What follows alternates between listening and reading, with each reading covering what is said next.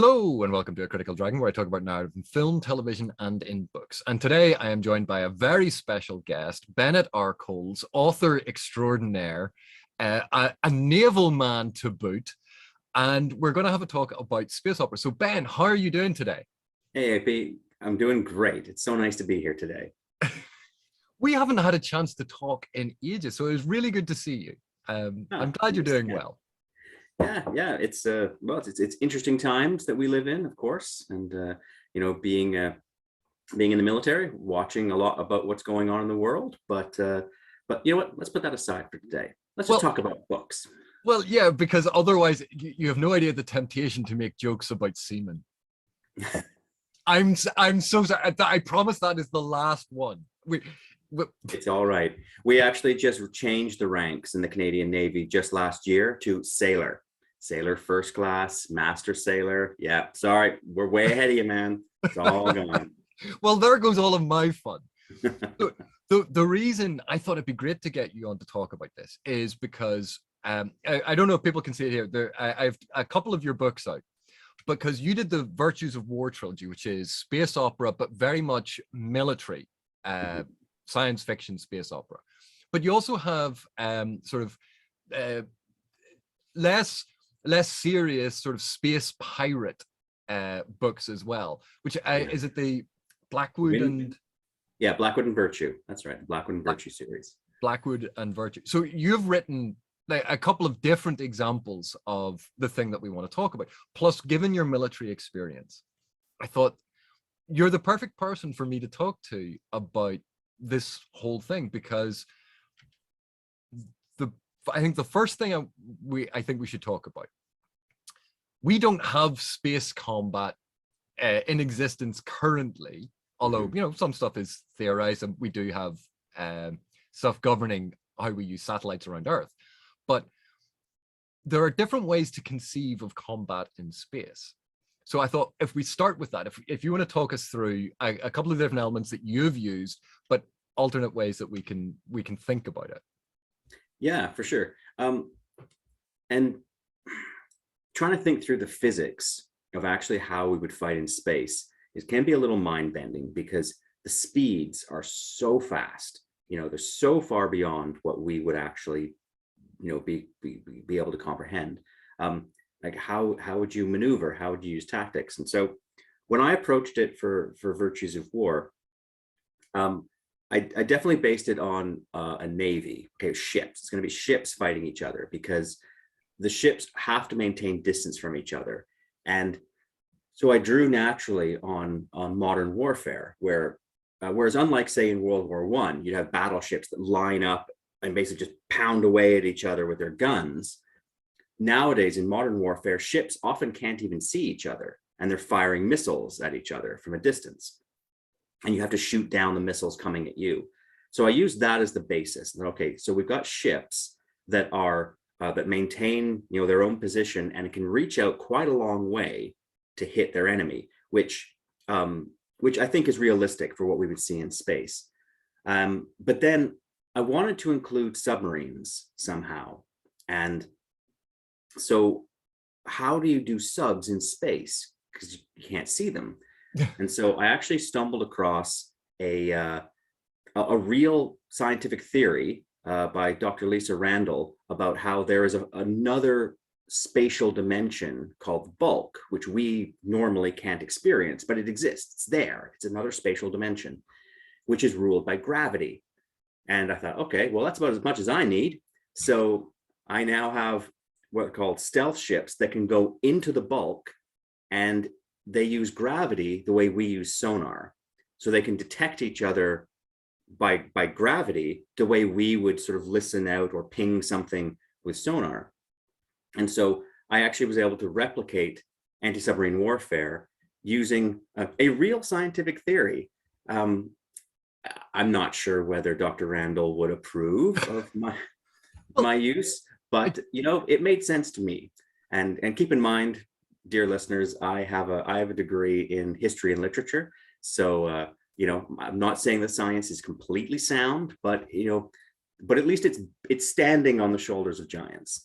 Well, I see. I think this goes to the whole point about it's fiction, but it's trying to create a level of authenticity and verisimilitude. And that's what we see in a lot of science fiction, is taking a very complicated scientific principle and go, right, well, if I kind of boil it down and present it this way, it's probably not a fully accurate representation of this complex, really intelligent theory, but it kind of gets it across. It's a way to use it. The Barzoom novels, Mars has a different gravity. So when John Carter is on Mars, he can leap tall buildings in a single bound. You go, is that exactly how gravity is going to function on Mars? No, but it's the idea, and it gives it a rationale, a believability. Yeah, exactly. And I think that's it. Is when I designed how space combat was going to work, I realized that if I based it on modern naval tactics, it made sense. Like it fit the environment that I was putting it in, and with a little bit of suspension of disbelief, then it all is internally consistent and it all works. And I was able even to bring the equivalent of aircraft in, like the ship will launch a little shuttle that can go and hunt for the stealth ships, just like we launch aircraft to go hunt for submarines. So it's not like I have the little ships. I'm not creating, fighter combat here. We're not all flying around in our little solo spaceships and shooting, but the little ship, the little shuttle, is an extension of the big ship, which again is just like how we do modern surface warfare.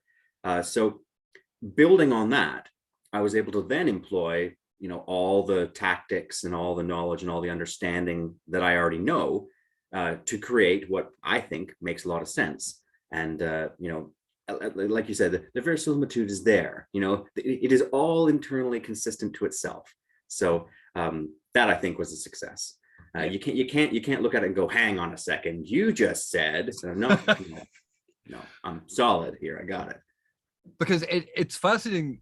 Obviously, with your background, I can understand why you chose naval combat as kind of the model. But when we think about it, when we see the different styles of, or the different models that are used to simulate space combat in science fiction, we have Star Wars is very much fighter combat. Yeah. Like that iconic scene of the fighters coming down to attack the Death Star. That's practically modeled on World War II fighter footage. Yeah. And, that's, we see that in quite a lot of these space, but all of these fighters flying around as if, and they're all operating on the same plane. Yes.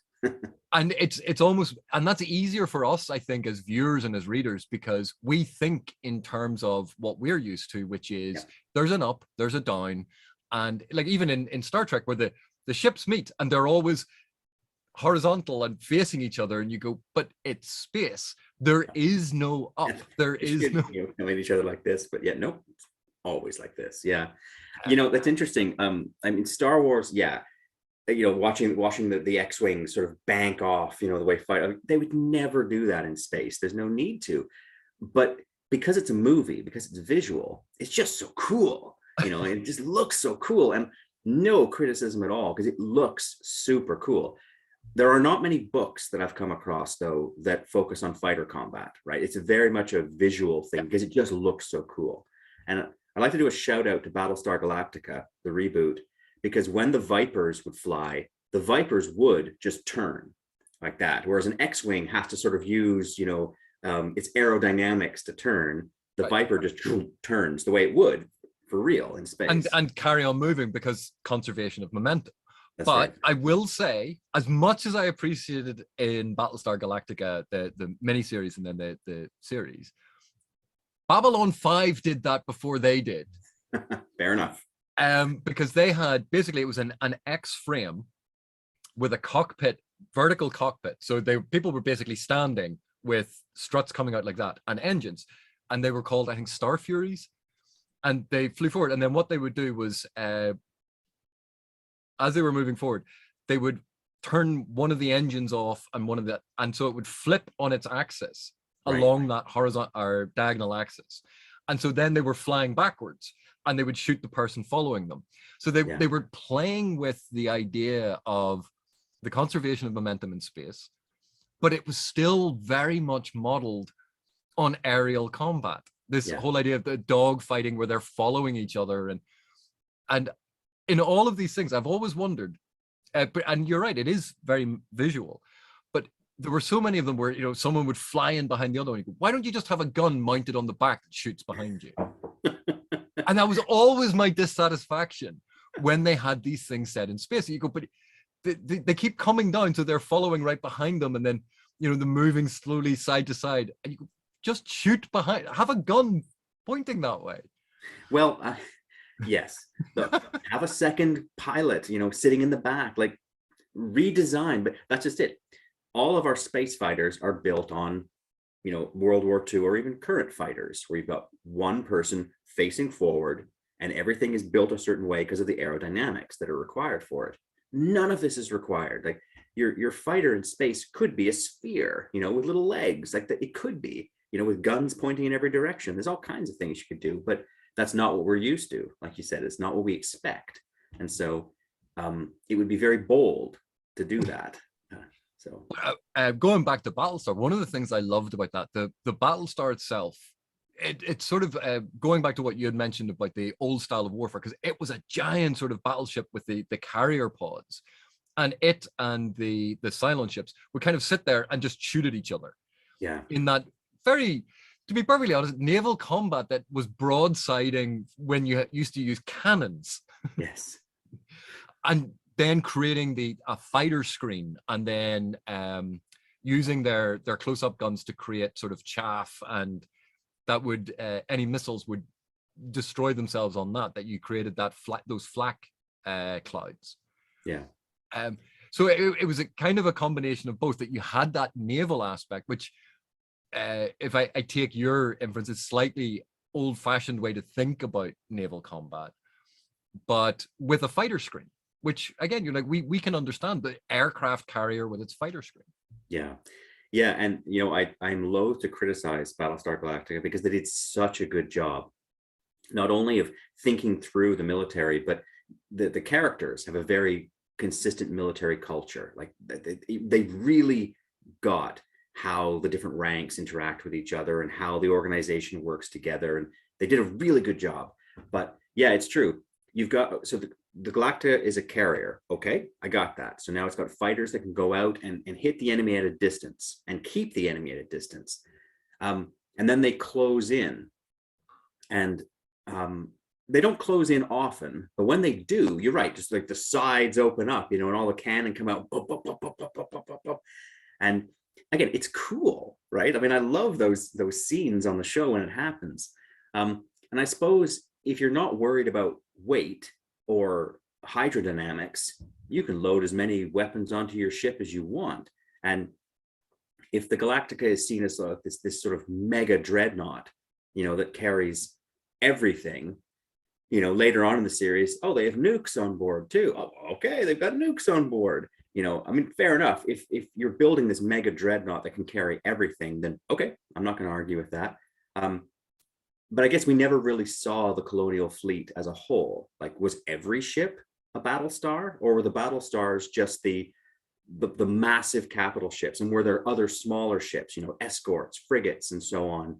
Because if every Navy ship you build is a mega dreadnought, you're going to run out of resources pretty fast, and you don't have to send a mega dreadnought to every incident. There's a small group of pirates around this planet, but we don't need to send a mega dreadnought to that. Let's send 1,500 people crewing this massive ship to take care of those 6 pirates on their space yacht. Exactly. Yeah, exactly. So I guess we never really saw the colonial fleet in its whole, so we don't know if there were smaller ships. But that is something too that I find about science fiction Navy warfare, is that very often they are. I mean, think about the Galactica, think about the Enterprise, think about the Star Destroyers. They are big ships, and big ships are cool, but big ships are expensive, and big ships they need to be crewed. All those crew need to be fed. Like, you need to produce energy for these things. You have to build the things.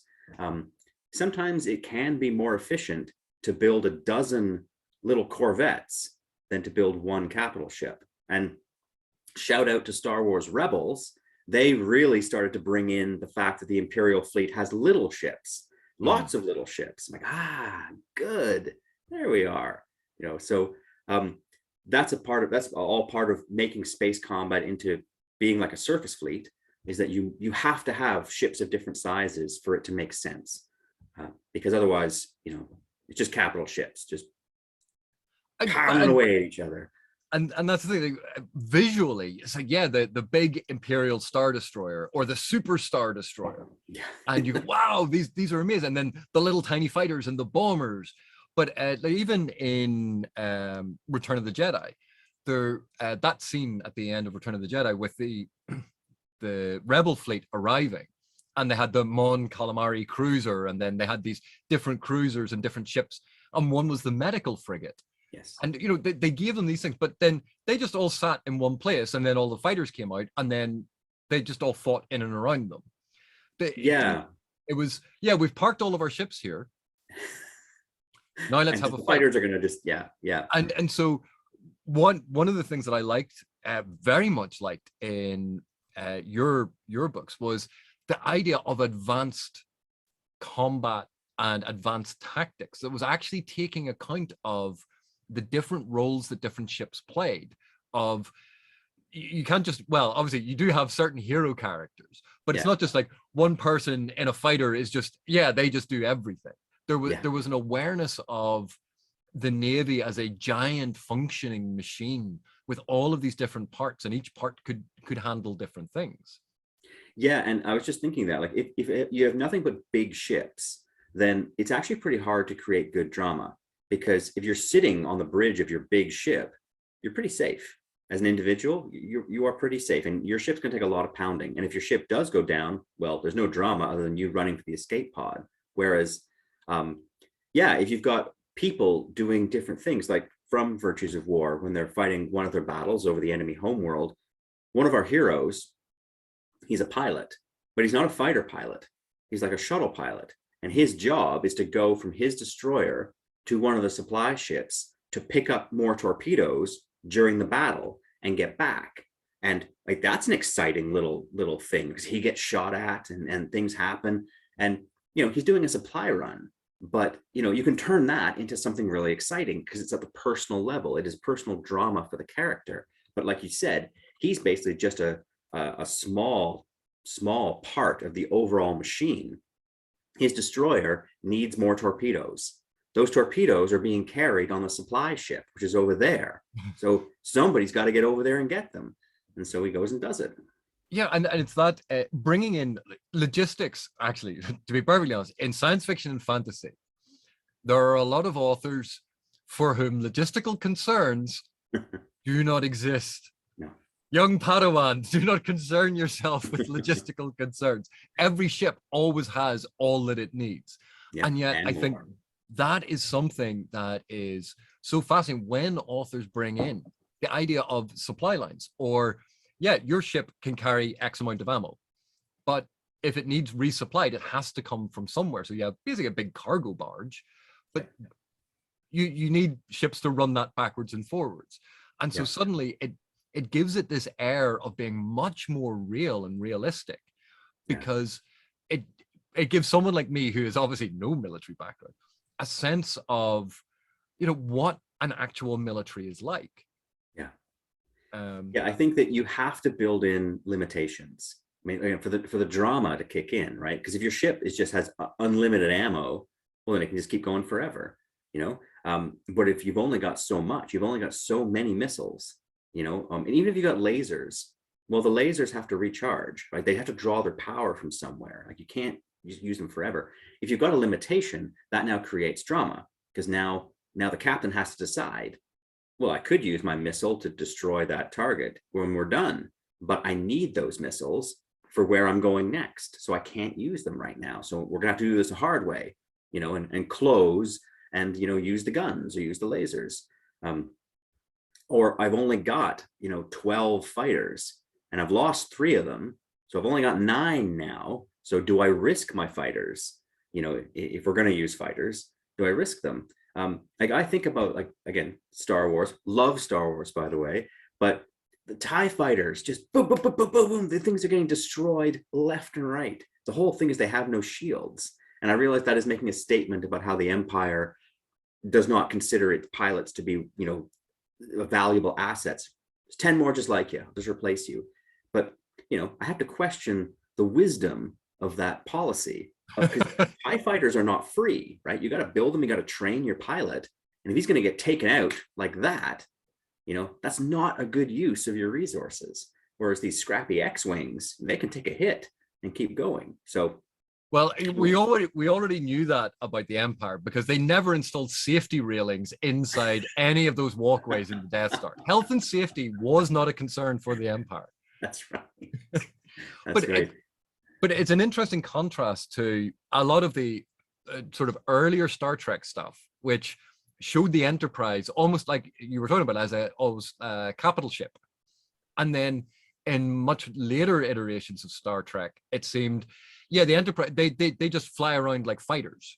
Yeah. And it moved from that quite stately, because I remember in Wrath of Khan, that game of hide and seek that they are playing to try and get the position on the other ship, who launch the devastating attack. Whereas we see in those any encounters with the Borg, it's here's 50 enterprises of all of the different Federation class, all flying in and just shooting and flying past. Yeah. What happened to the strategic naval aspect? It's just a free-for-all. Just pile them in, yeah. And then, that is actually another good question about space combat, is that space is so big. And how many ships do you need to patrol it, right? Like, even like our own Earth is bigger than most of us can conceive. And I personally, sail in the Pacific Ocean all the time. It's a big ocean. And we need a certain number of ships to be able to cover that water. Now take that out just into the solar system. How can one ship cover, between here and Mars? It can't, right? And so like, whereas in Star Trek, I remember distinctly reading this as a kid, there were 12 Constitution class starships. There were 12. So that made the Enterprise something really special. It is one of 12. They are invaluable, because they're big, they're powerful, they can do all these things. And if one of them shows up, well, it's a big deal. And like you said, they were stately, they were grand, they were amazing. But at the end of the first season of Picard, when acting Captain Riker shows up with 500 starships, it just kind of cheapens the whole thing, right? And the Romulans there with 500 warbirds. And to be fair, 500 is probably not a bad estimate for how many ships you're going to need to patrol an area of space this big, even with warp speed or hyperspace and the ability to travel quickly. There's just so many places. And so, I hate to say it, 500 is probably more realistic, but then you think about the drama. Okay, but 12 makes it really cool, right? The Enterprise is something really special if it is one of 12. If it's one of 500, there's nothing special at all about it. It's just another ship. So when you're thinking about the realities of this, and again, we're talking about space, right? Space is so much bigger than we can conceive. The speeds are so much faster. And as you said at the beginning, we've never actually fought in space, so we don't know what it's like. Now it becomes a balance of what is realistic at the grand scale and what is interesting and dramatic down at the human level, and what is the story that I'm telling, which is why I like having smaller ships, because you can have more human action on a smaller ship, but you need the big ships, because there's no way we could get from star system to star system or support the lines of supply without big ships. So having a whole bunch of different ships, I think, makes it more interesting and more realistic.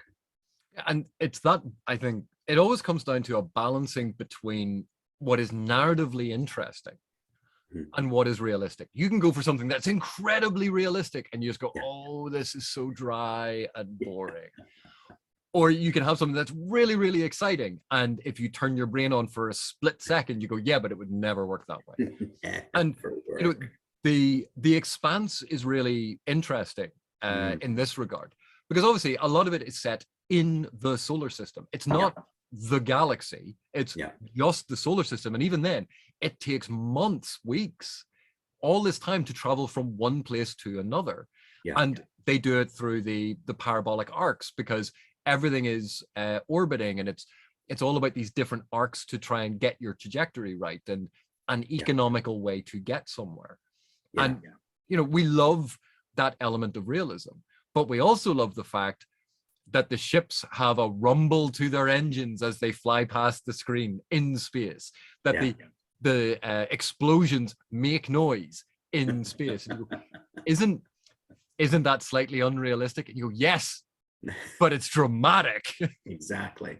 Yeah. I mean, I remember watching 2001 A Space Odyssey, you know, of course, which was just lauded for its realism, right? And everything was silent and slow. It was so boring to watch. I'm sorry, it was. I know the movie was groundbreaking in its day, and it was very realistic. And I never want to watch it again because it was so boring. And then you watch Star Wars, not realistic at all. Not at all. But fun. And I think it's getting that balance. And that balance, I think, is going to be different for every reader, every viewer. The balance between what is necessary to sell the world, to sell the story world, and what is going to be engaging and exciting for the reader. That I think authors are always torn between those two things, that you want the best of both, but it'll always mean sacrificing elements of both. And I think The Expanse actually does it really well. By basing the story in the solar system, that allows you to get all the coolness of being in space, of spaceships and all that, but it restricts how far you have to be able to go, right? Like it makes it more manageable. It is. It's much more manageable, and it's not, if not realistic, we can sort of reach and almost think that we could do that. You know, where Star Trek or Star Wars or even Battlestar Galactica, no, it is so far beyond what we can do, which is okay, but you have to buy into that. Like Star Wars, for example, I've just kind of realized, just stop asking questions. You know, like my boys sometimes, as they're growing up, well, but how do they? No, we just don't ask those questions about Star Wars. You know, why does Cassian Andor put on a headset with a wire leading down, you know, in his cockpit in a ship that can fly in hyperspace? Just because they haven't figured out Bluetooth yet. They've got hyperspace, but they don't have Bluetooth. So that's just where we're at, and just go with it. Well, I have to admit, one of the things that really annoys me about a lot of science fiction in the cinema and on TV, why are holograms so bad? Why is their quality so bad? Or if they've gone the other way and they go, the holograms are amazing. So not only is there real-time communication across the vast distances, but the holograms act like they are in the same room. So it's, I'm on a ship and I contact someone on a planet via hologram, and they appear and go, oh, hi. You go, how do I know that they are free to take the call? Like, they could have been in the bathroom. Like, the phone has rung, they're in the bathroom. They go, but don't answer. It's true. Yeah. You know, and this is a really good thing that an author or a writer needs to consider is what are the rules?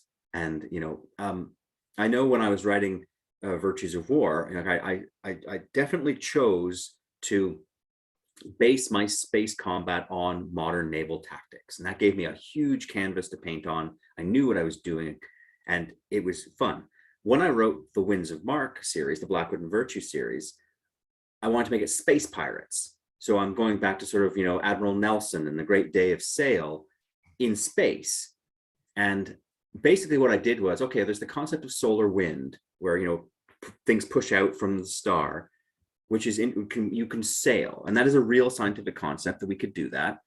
But in our solar system, the solar wind only goes in one direction, away from the sun. Kind of boring. So I thought, well, what if it was in a tight star cluster, right? So all the stars are close, and so you can get sort of currents of solar wind. That's about as far as I took it. Okay, good enough. That's all I need. I've got currents of solar wind, so now we can sail on that. I'm sure there's an astrophysicist that's just heard this and gone, oh no, no. And in the case of the Blackwood Virtue series, I fully recognize that's as far as I took the thinking. Let's just have some fun. But now I had to figure out, how am I going to fight my sailing ships in space? I want them to have cannons, right? Because that's part of it. But they've got to have some other weapons too, just for the dramatic reasons that I had. And it, it made for some interesting challenges. Okay, how do I reconcile this in my head? And I did, and it makes sense. But there is a certain, like Star Wars, there's a certain degree of just don't ask questions. Just go with it and enjoy. It's fun. Space wizards with lightning swords. Just, it's all fine. Just go with it. Yeah. So as an author, you have to think, okay, how close to hard sci-fi am I going here? Because there's a lot of sci-fi readers who really appreciate hard sci-fi and staying within the laws of physics as best you can. Or am I just going to throw it all to the winds and go with space fantasy? And if you are, that's great, but you got to be consistent. You know, where are you going on that spectrum? And to be honest, people who go hard, like Hal Clement's Mission of Gravity, which is about as hard SF as you can get about the exploration of a planet with a different gravity and how that would have affected the beings that evolved on that planet and the type of liquid that would have formed in the seas. Like, he went into all of this, and you go, that's great. But I still like the idea that humans can just land on another planet and run around and kill things, which, you know, we get around, oh, it's a planet in the Goldilocks zone. And you're like, okay, so it's now 0.8 gravity of Earth, and it's going to have completely different pathogens and completely different viruses and biological things. And we're going to be allergic to half of the plants there.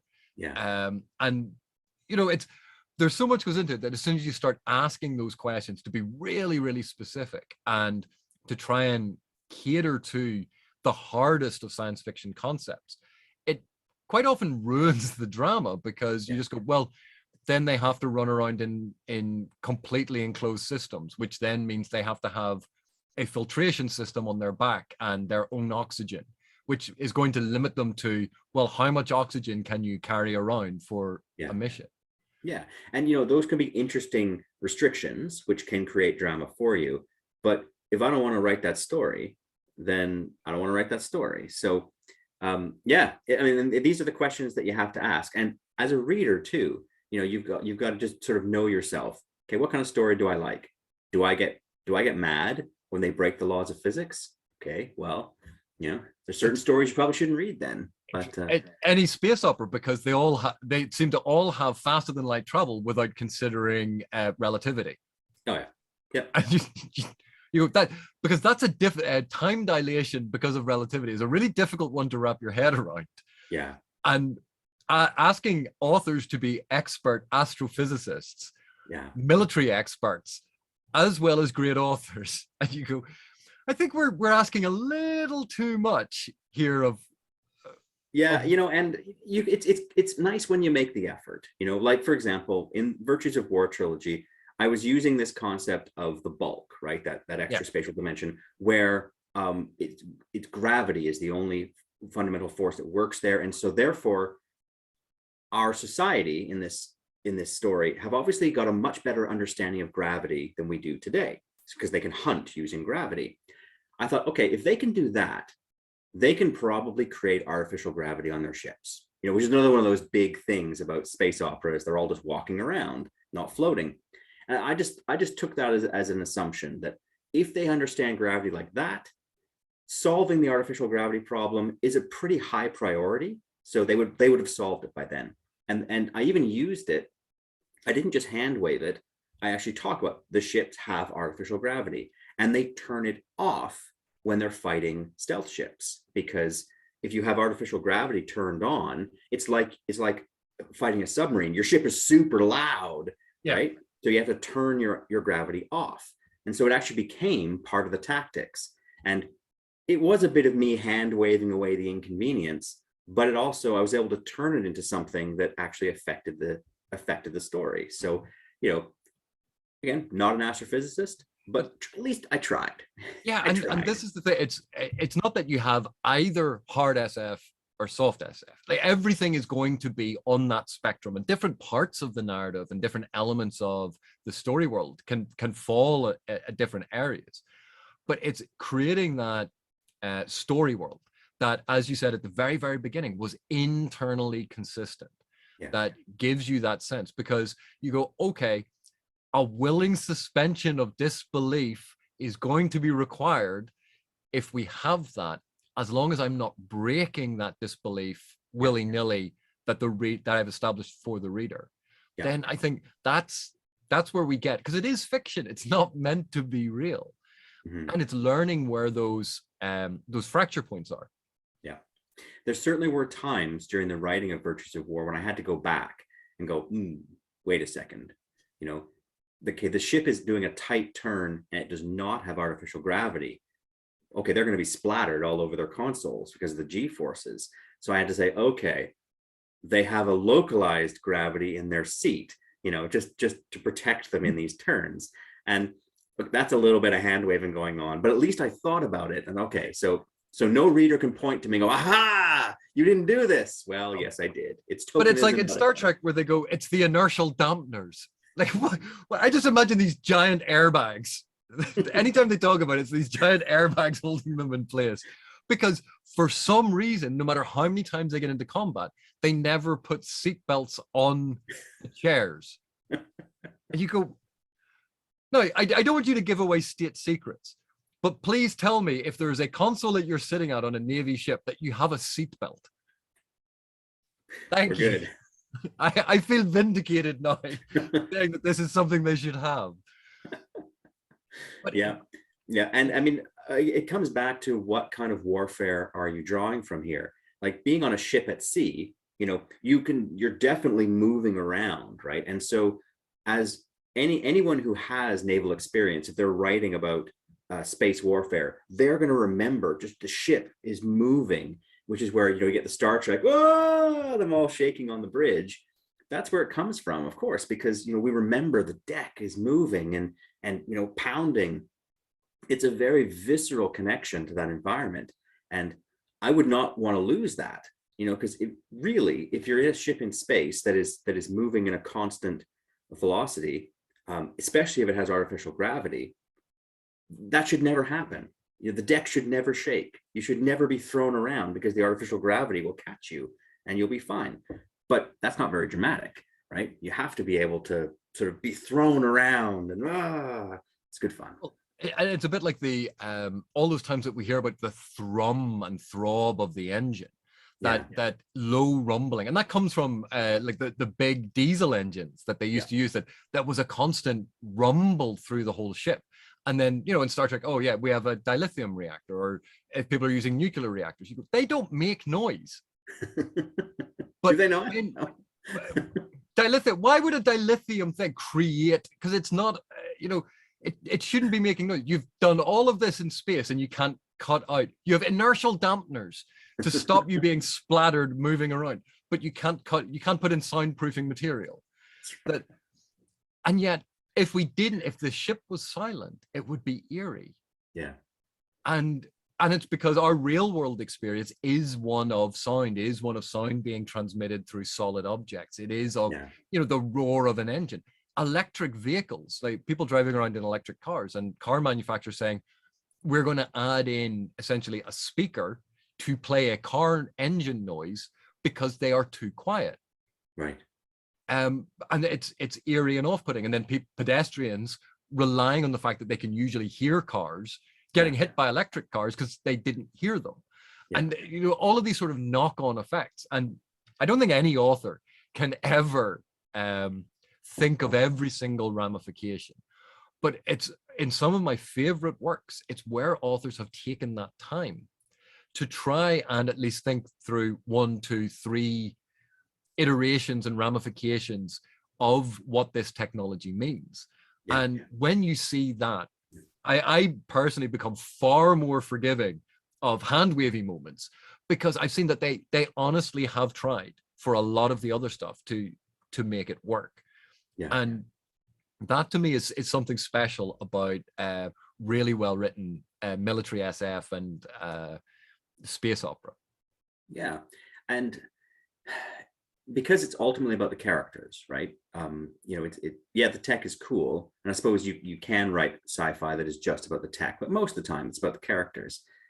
You have to give the characters a balance of capability so they can do these things, but restrictions. You know, we can't do these things because if it can do anything, then there's no story. We just do it, you know? And so you have to think through the tech and what can we do, and more importantly, what can we not do? Because then I create challenges for my characters.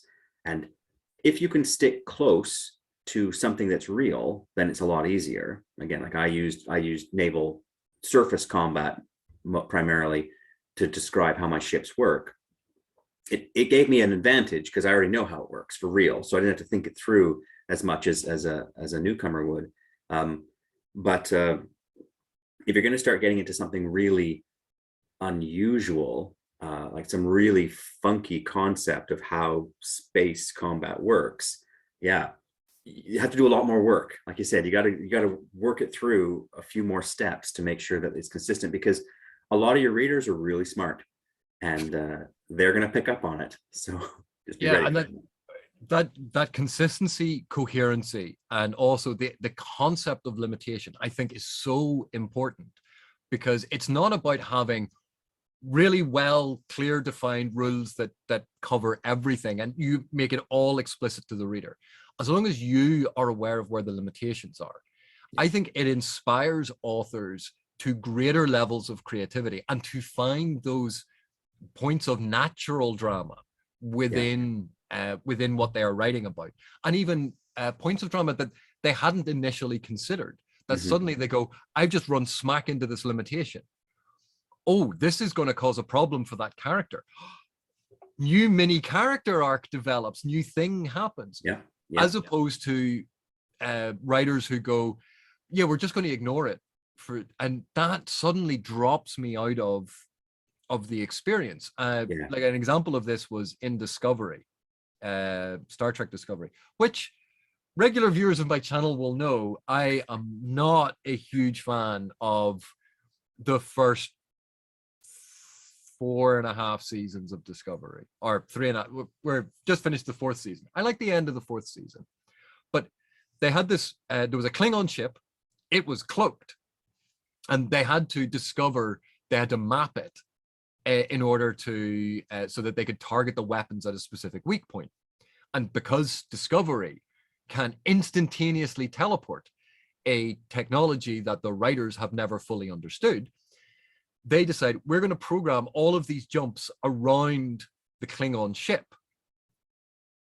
And that way we'll be able to map it and we'll know exactly where the weak point is. Now, if the Klingon ship is cloaked, you can't see it. And but we'll wait for their cloak to drop. Right. So their cloak is dropped and you're going to teleport all the way around them. How long is this going to take? 2 minutes.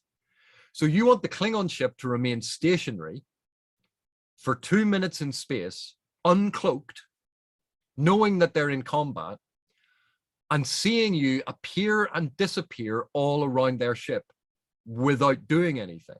And that's your plan.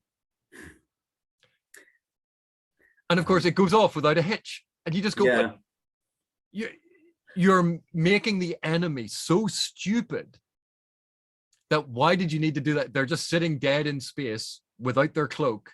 Just shoot them. Yeah. You know, it's when you have the limitations, I think that inspires greater storytelling.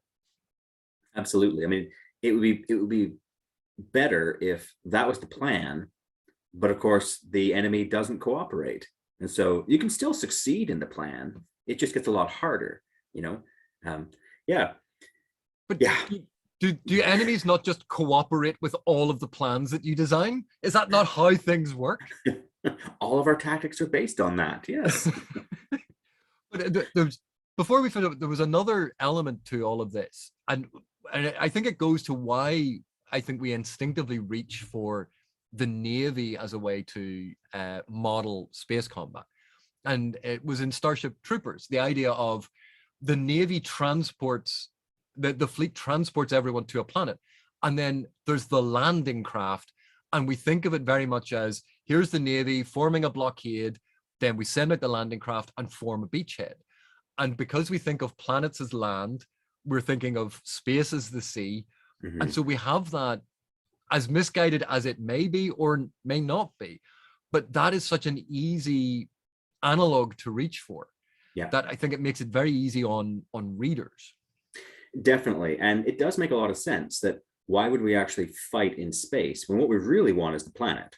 We don't want the empty space around the planet. We want the planet. And there's no reason, honestly, why you couldn't have, one planet in a star system controlled by one, empire or confederation or a federation, and another planet in the same system controlled by another one, because they're so far away from each other. You could definitely do that. Frankly, for that matter, different parts of the same planet controlled by different forces. But yes, I think you're right. Starship Troopers definitely uses the amphibious landing analogy really well. And full credit to Heinlein. I mean, he did try to think through the physics as best as he could. When he describes Rico coming in his landing pod in the opening scene, it's not like a D-Day landing like the movie. They come in a ship, the ramp comes down, they all run out. In the book, they're each in an individual pod where different pieces break off as it comes through, and he lands, and it's all good. And another interesting thing about Starship Troopers is they never actually show space combat. Now, to be fair, the main character Rico, he's a trooper, he's a Marine. He doesn't care, right? He just does what he does, and the Navy gets him there and tells him where to fight. But it almost implies that space combat isn't really a thing. The fighting happens on the planet, and the ships are really just transports to get people there. And I'm sure that's if Heinlein had decided to write another book in that universe, we could have seen space combat. But he definitely chose to focus on just this, which is an interesting tactic to use. Maybe Heinlein didn't want to think it through, or maybe he thought, what, that's way too complicated, there's way too many problems. I'm just going to focus on this, because this I can grasp, and this I can get across to my readers, and this is what I'm interested in. The rest of it, it's out there. Imagine it on your own. Yeah, but it comes back to your point that space is really, really big. Like Douglas Adams has fantastic descriptions of this in The Hitchhiker's Guide. But like even the idea of a blockade in space, if you're going to blockade a planet, yeah, right, so you're in orbit around the planet. Well, how are you covering the other side of the planet? So you need something on the other side, and you go, well, also the top of the planet and the bottom of the planet. Now, can they all see each other at the same time? Because if you're going to have a blockade, it's all approaches to the planet in three-dimensional space. Not, oh, everyone's going to fly in, and there's a space station between us and the planet. You go, the planet's moving, it's orbiting a sun. Just fly in from a different direction. Exactly. It's not like there's one port, where you have to land. I mean, that's how we blockade countries, is we blockade the port, and the rest of the coastline doesn't matter. But a planet, exactly. Like how high in an orbit are your ships going to be so they can still communicate with each other? So therefore, how much space is beneath them, and how fast can you intercept? And yes. Because if you think, like, even in Star Wars, they go, the Mos Eisley spaceport. You go, why do you need a spaceport? Every ship that you have ever shown just lands wherever the hell it wants. Why is there such a thing as a spaceport? But Ben, I've had a huge amount of fun talking to you about this. Thank you so much for taking the time to chat to me. Thank you very much, AP, for having me. We could talk all day. This was great fun. Thanks so much. And what I'm going to do, I'll put a link to your website, because you have a great blog where you talk about writing and publishing things, and it's a fantastic blog. But also, so people can have a look at your books. I'll put that in the description. Wonderful. But thank you, Ben. For those of you still watching, thank you so much for watching. Thank you for your continued support, and I will see you in the next one.